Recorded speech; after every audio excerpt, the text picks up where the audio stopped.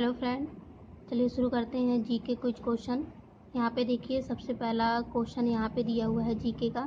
शिव समुद्रम पनबिजली परियोजना किस राज्य में स्थित है?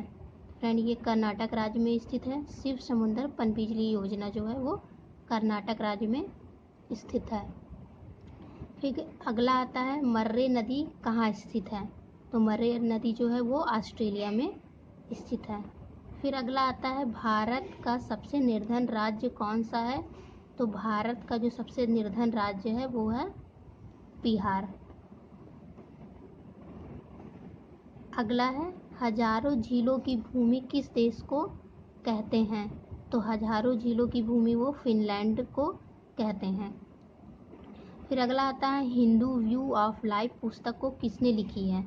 तो ये डॉक्टर एस राधाकृष्णन ने लिखी है। हिंदू व्यू ऑफ लाइफ जो पुस्तक है वो डॉक्टर एस राधाकृष्णन ने लिखी हुई है। फिर आते हैं अगले में, विश्वनाथन आनंद कौन सा गेम खेलते हैं?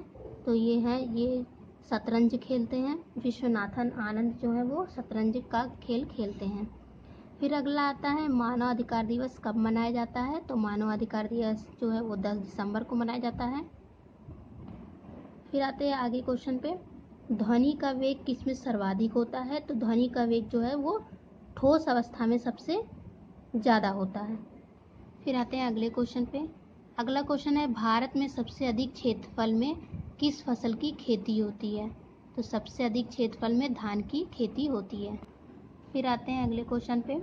अगला क्वेश्चन है, भारत में हरित क्रांति की शुरुआत कब हुई? तो भारत में हरित क्रांति की शुरुआत वर्ष 1966 और 1967 में हुई। अगला आता है, तंत्रवाद में से कौन प्रभावित हुआ? तो तंत्रवाद से जैन धर्म ज़्यादा प्रभावित हुआ।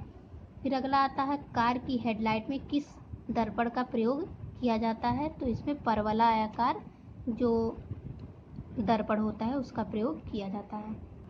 फिर आते हैं अगले पे, विज्ञान दिवस कब मनाया जाता है? तो विज्ञान दिवस 24 फरवरी को मनाया जाता है।